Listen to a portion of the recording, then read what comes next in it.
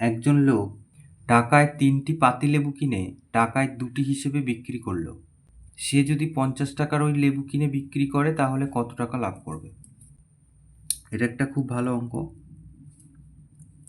তাহলে টাকায় 3টি পাতিলেবু কেনা হয়েছে আর টাকায় 2টো করে বিক্রি করা হয়েছে। তাহলে একটি লেবুর ক্রয় মূল্য আর একটি লেবুর বিক্রয় মূল্যটা প্রথমে বার করা যাক। তাহলে 3টি লেবুর ক্রয় মূল্য 1 টাকা। তাহলে একটি লেবুর ক্রয় মূল্য হচ্ছে 1/3 টাকা। তাহলে পরে বিক্রি করছেন তিনি 2টি লেবুর বিক্রয় মূল্য, এখানে বলা হয়েছে 1 টাকা, টাকায় 2টো বিক্রি হয়েছে। তাহলে একটি লেবুর ক্ষেত্রে এত টাকা। তাহলে একটা লেবু এত টাকায় কেনা হয়েছে আর একটা লেবু এত টাকায় বিক্রি করা হয়েছে। তাহলে একটি লেবুতে লাভ।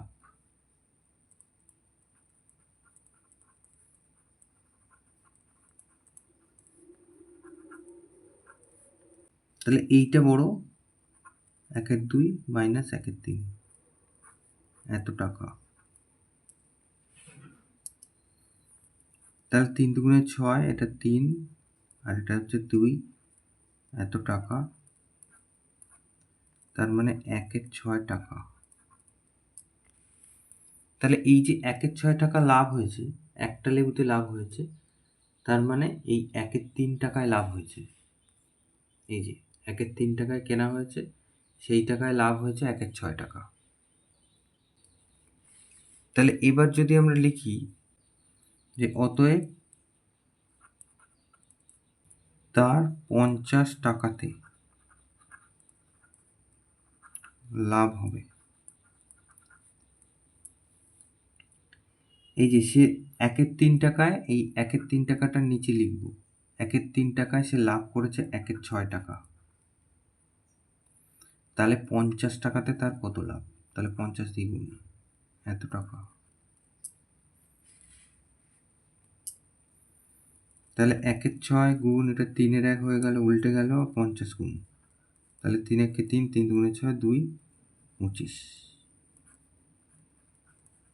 তাহলে 25 পেয়ে গেলাম উত্তর।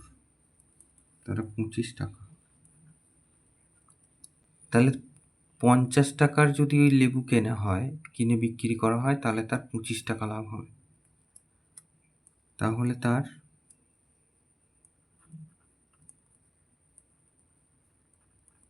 25 টাকা লাভ হবে। এটাই উত্তর।